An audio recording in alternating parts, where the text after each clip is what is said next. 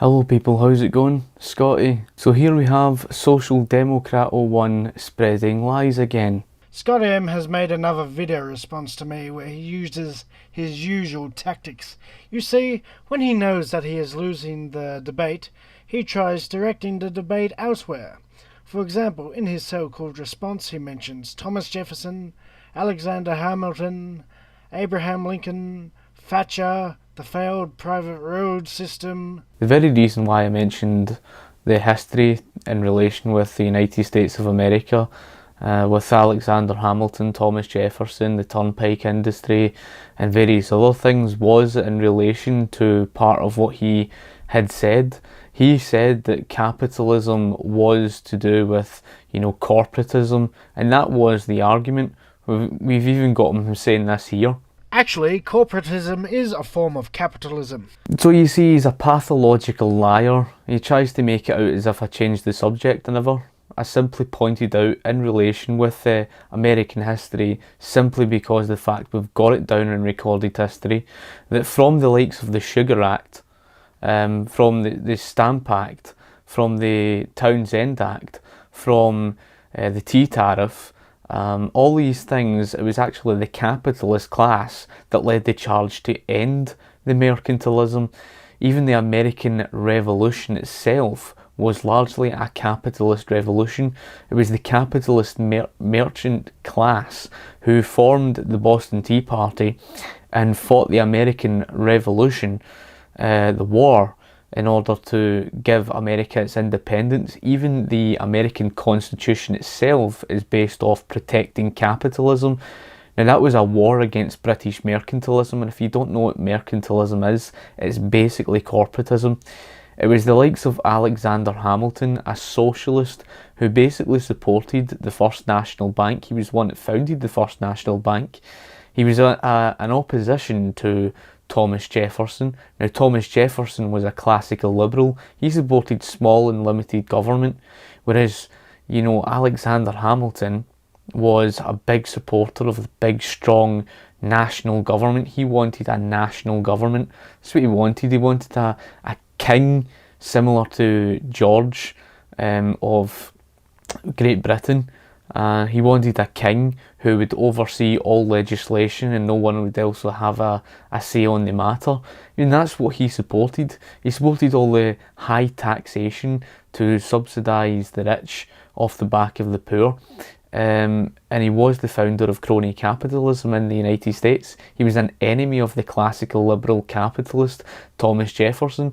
And this is why I pointed out the history, because it was the socialists who viewed corporatism as an improvement to that of capitalism itself. And we've got this quotation here. Anti-capitalists of all varieties have always praised mercantilism. As Murray Rothbard wrote, government intervention-minded Keynesian economists, quote, hail mercantilists as prefiguring their own economic insights. Marxists, constitutionally unable to distinguish between free enterprise and special privilege, hail mercantilism as a progressive step in the historical development of capitalism. Socialists and interventionists salute mercantilism as anticipating modern state building and central planning. So you'll remember my first video, it was basically on, the definition of socialism. And I was pointing out, of course, not just the dictionary, as saying in the video that you must look at other things, you must look at history. It's not just a case of looking at the synonym of collectivism, which is socialism. You have to look at the definitions, you have to look at real world practice. It's not just a case of looking at theories and putting theory above practice, and I did of course point all these things out, which of course you heard me saying here. But of course it's not just as simple as looking at the synonym, we have to also look at socialism, its definition, collectivism, its definition, look at both definitions, look at recorded history, and you can see they both are exactly the same. Again, we'll revert to what Social Democrat 01 had said in his video. Actually, corporatism is a form of capitalism. You see, this is what I'm talking about, people. It's people such as himself who are pathological liars. He's trying to say that this was off topic. It was on topic.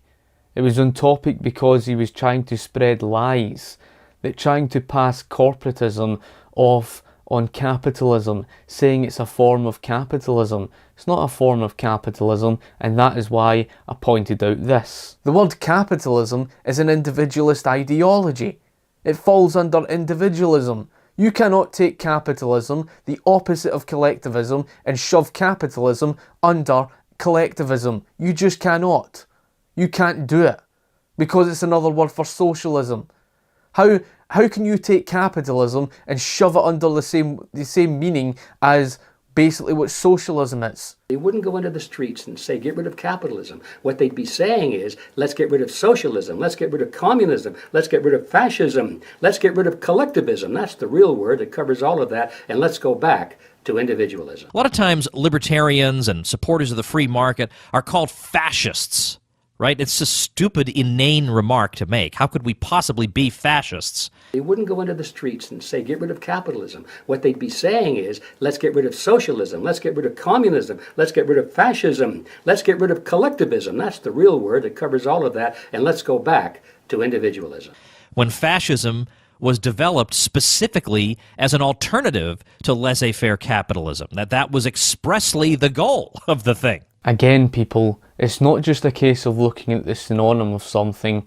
It's important to understand and look at, of course, the various definitions, and look at recorded history, compare it, look at what socialism, and it's very important to say, because I said this before, I said this: people fail to understand common sense. They don't understand that just because you have something on paper, just because you said something, just because it was theoretical, and just because this is what it was supposed to be. The key word there, supposed to be. Supposed. Okay? The key word, supposed to be.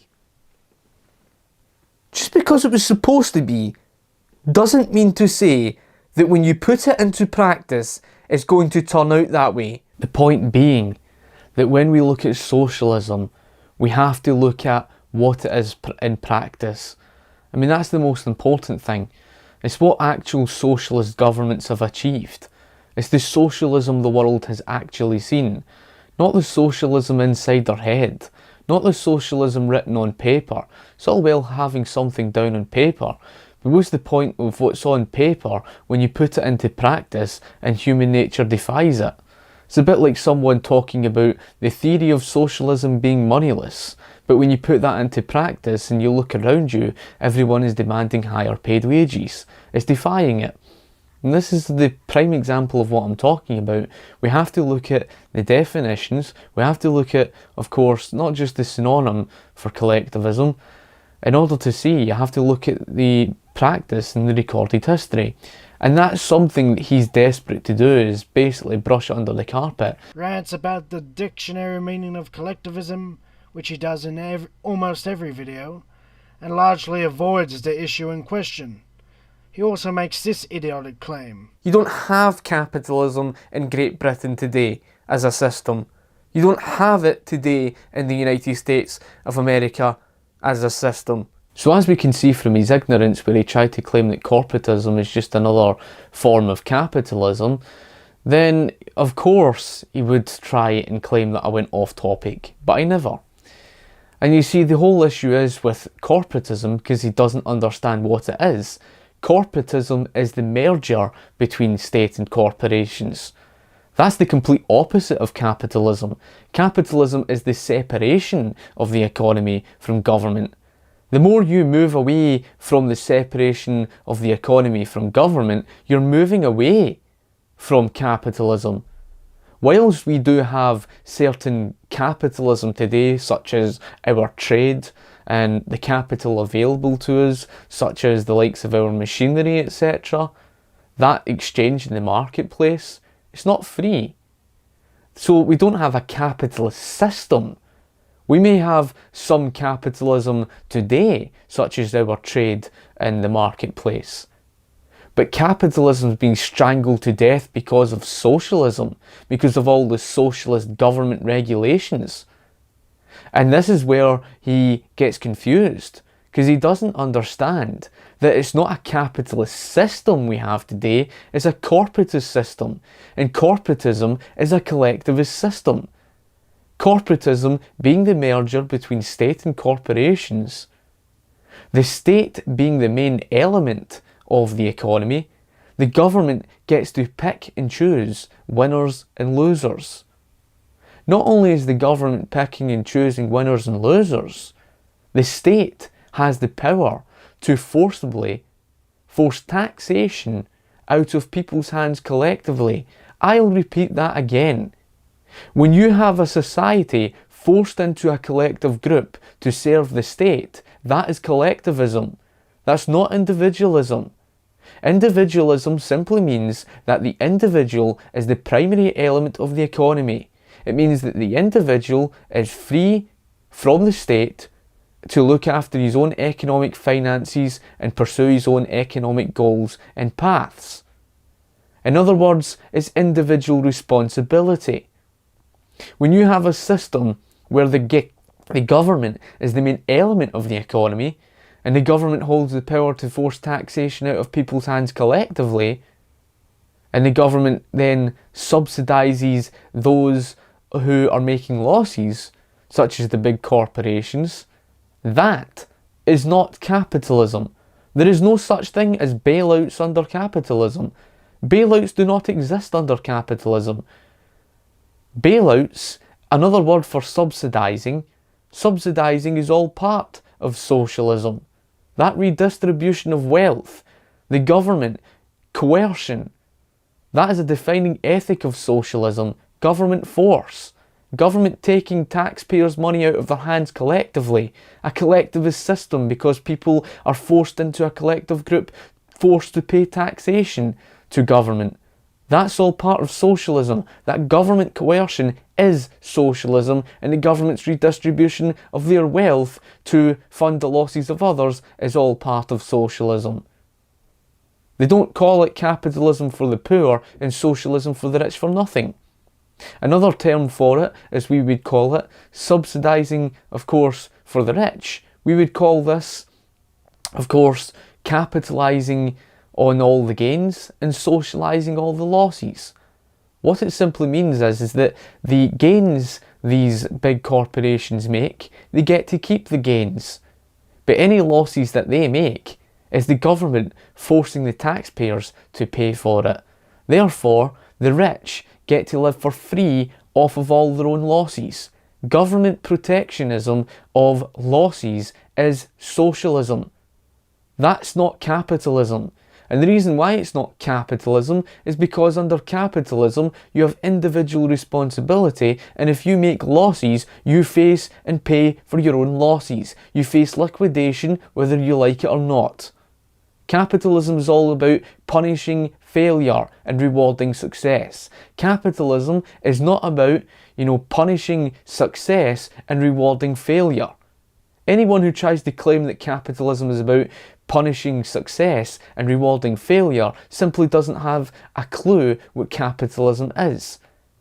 Government protectionism. Governments force taxation on people collectively, forced into a collective group. And government subsidising of those who make the losses.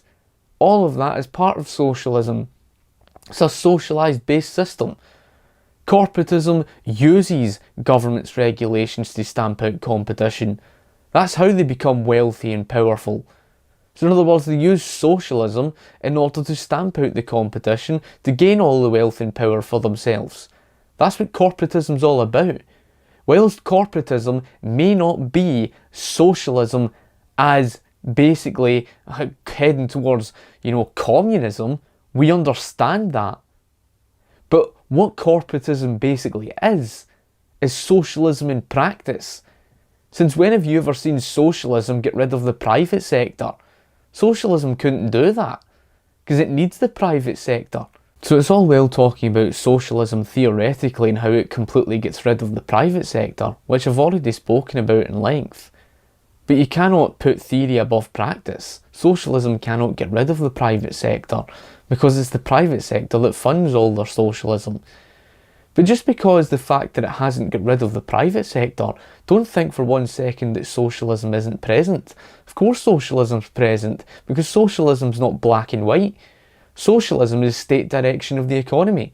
State direction of the economy has got nothing at all to do with capitalism. Capitalism is the separation of the economy from government. It's not a free market. How can you call it a free market when the government's regulating all the price controls and everything else? The whole point of the issue being is the fact that it's the government that's directing everything. It's the government that's choosing the winners and the losers. So socialism is strongly present.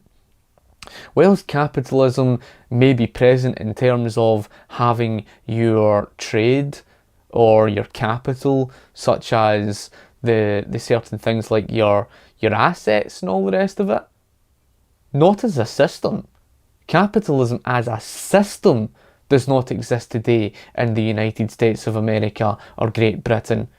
Capitalism as a system means that you have an economy strongly free from government, where it's the market that determines basically prices, where it's the market that determines your interest rates. Is he honestly trying to tell you that our interest rates are determined by the free market? Is he having a laugh? For the past 100 years, you've had a central bank that's basically been manipulating your interest rates, changing things like reserve ratios, printing fiat currency out of thin air. A free market, you cannot have a free market without free market money. Money being in the hands of the people, not in the hands of banks, not in the hands of the government. It's the government that's determining everything. Government direction of the economy is socialism. So yes, socialism is present. Yes, there's certain things of capitalism that are existing today. But capitalism's been strangled to death because of all the government regulations, all the socialism in this mixed economy. And it's because of the mixed economy that gave rise to the corporatist system. And corporatism is a collectivist ideology. As if that wasn't bad enough, he then goes on about this. What about PCCW in Hong Kong?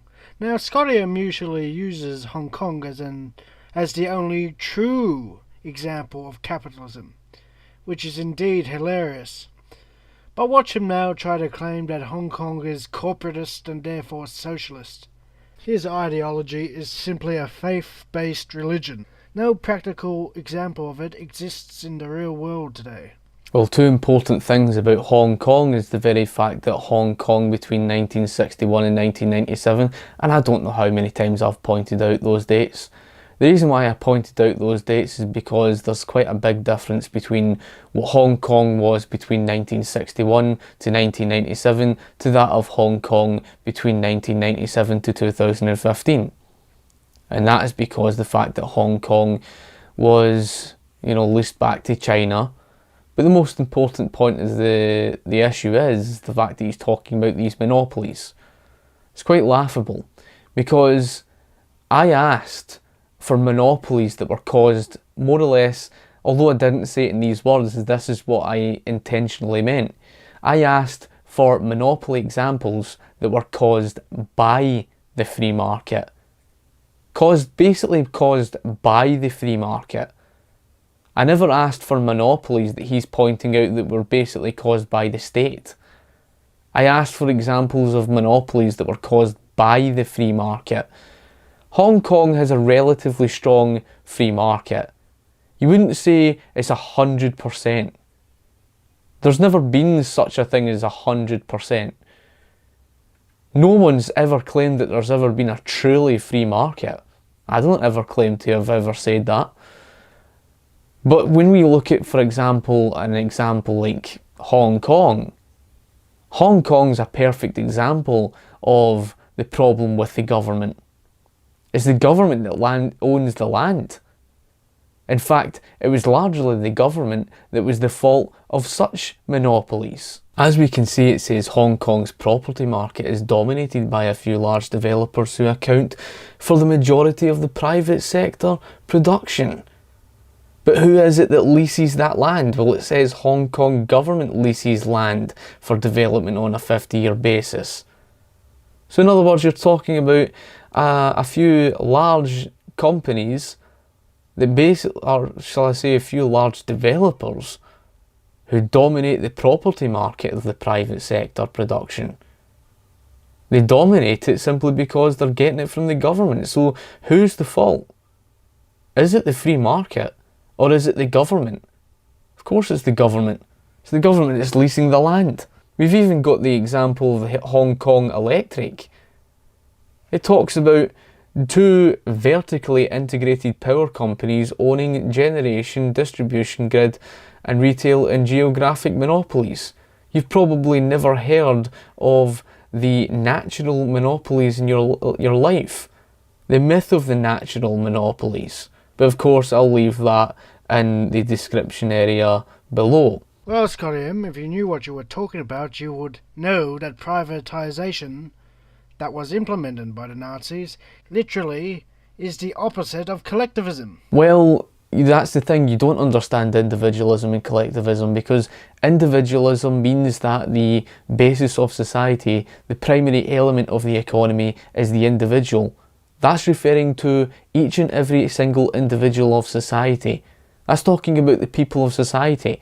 It means that people like me and every other person out there like me all have their own economic independence.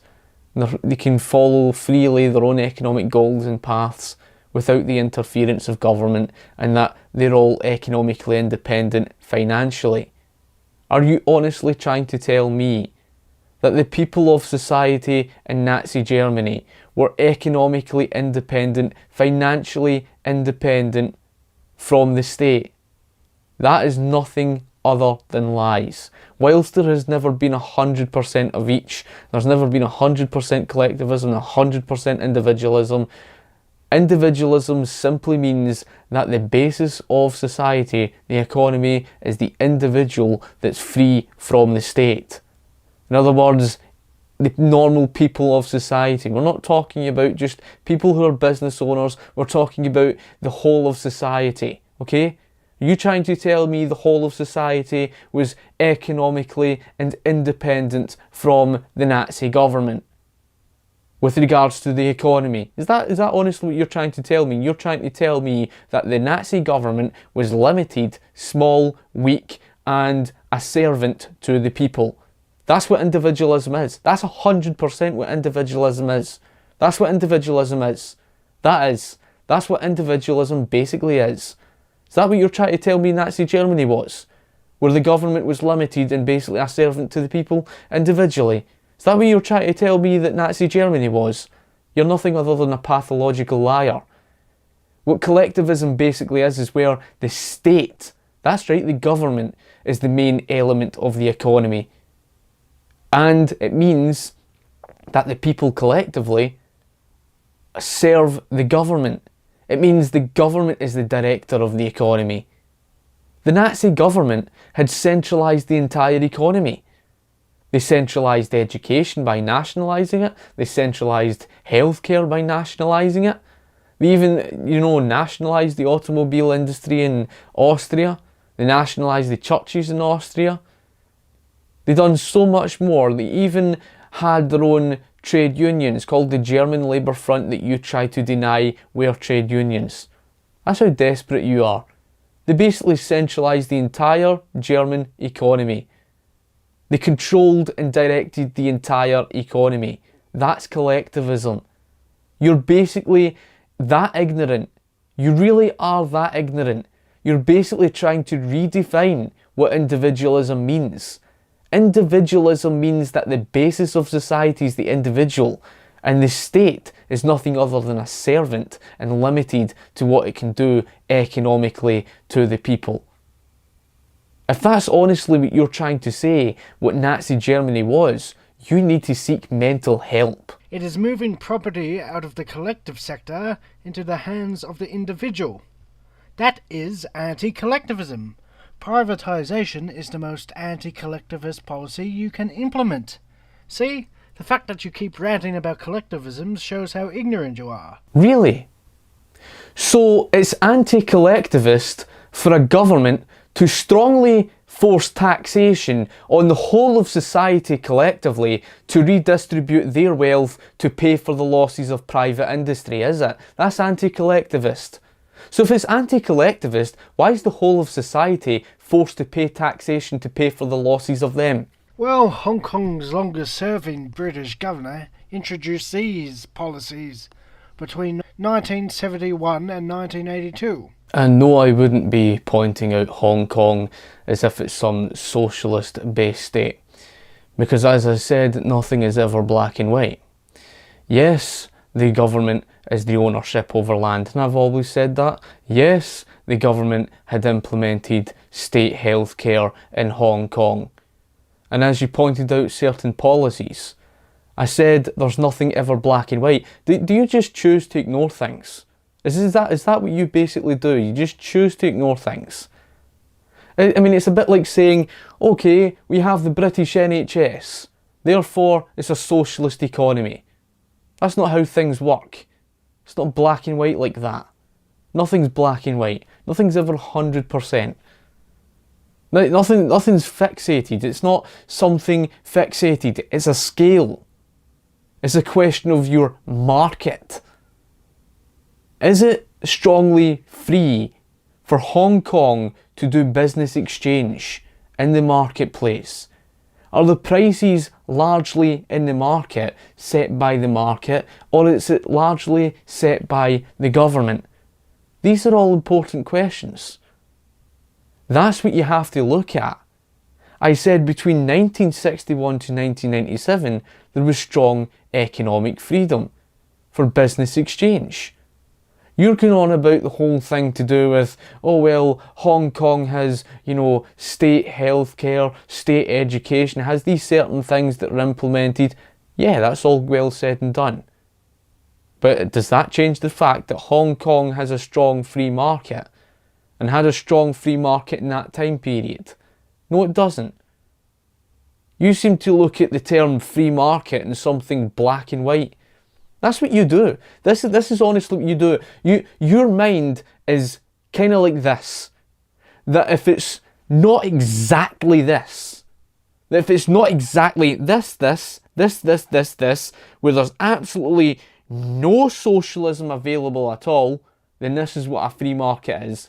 And if there's certain wee things such as these socialist principles such as state healthcare, education, etc., then apparently it's not a free market. That's how your mind works. It's just like how your mind works in black and white, where you kind of look at for example, let's say we look at socialism, where you say, well, socialism, there's private ownership available, there's certain a private sector, therefore because there's a wee bit of a private sector, there's no socialism.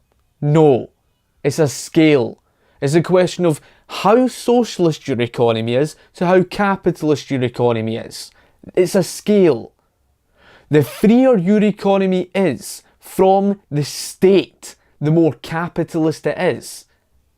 Now, if you compare Hong Kong in that regard to, for example, other countries, Hong Kong is strongly capitalist. You wouldn't say it's a purely free market. Where have I ever said that? Where did I ever say that? You just took the gun and shot yourself in the foot again. Nothing's ever purely 100%. So what you did there was you wasted your time and you completely ignored what I said. What did I say? I said this. Now, of course, Social Democrat 01 does mention about the privatisation, but that's where it ends. Everything to him is black and white. That's where it ends. He's got a very black and white view of economics and politics in general. In other words, in his head, nationalisation and all the rest of this, socialism, and then privatisation where it stops is basically capitalism. We understand that private ownership is an element of capitalism, but it's not as black and white as that. And this is why I mentioned about the government's control over private industry. And that is not capitalism. Capitalism's not about strong government regulation. Government regulation, and this is what he doesn't like, government regulation is in reference to socialism. Now, we know that there's never been a truly 100% socialist economy or a 100% capitalist style economy. What do you think it's all about when we speak about quality controls being determined by consumers themselves? That's the market that's self-regulating. That is capitalism. So it's always been this age-old argument between capitalists and socialists. Socialists have always argued that capitalism's unsustainable because of the lack of government regulations. That's the truth. Why else do you think they blamed the banking crisis on capitalism? They tried to claim that Margaret Thatcher deregulated the economy and therefore the banking crisis occurred. That is the truth. That is the goddamn truth. You see, this is where people like Social Democrat 01 contradict himself. What's he going to do? Is he going to make up lies and try and say that government's regulation isn't socialism? Social Democrat 01. The amount of historians out there that wrote a pack of lies about the Industrial Revolution, and this is historians today. Largely all of that information about the Industrial Revolution, and yes, you can talk about this changing the subject, but it's not actually changing the subject. This is in relation to your source, the Cambridge University. You believe everything historians tell you within a university. Do you really? If that's the case, and let's say that is what you're holding on to, because this is what you are. You're holding on to Cambridge University as a source as if this is 100% true. If that's the case, how come Mises Institute and libertarianism.org completely flattened every socialist on the Industrial Revolution? Because let's face it, all your universities out there, that's right, including Cambridge University, tried to claim that during the Industrial Revolution, living standards and wealth declined and collapsed in the first Industrial Revolution. Yet there we have it, statistical evidence and historical recorded evidence that contradicts them and proves them wrong. So all you've done is you've taken from one source of information from two historians and said this is 100% correct, and you haven't even seen the alternative. That's what you've done. That's all you've done. You've pulled off a Thomas Piketty. And Thomas Piketty was someone who wrote a book on the disaster of capitalism and all this nonsense. Guess what? This guy who wrote that source, and all these socialists who ran to Thomas Piketty and they were saying, oh, Thomas Piketty's finally blown capitalism out the water, just like what you've just done there.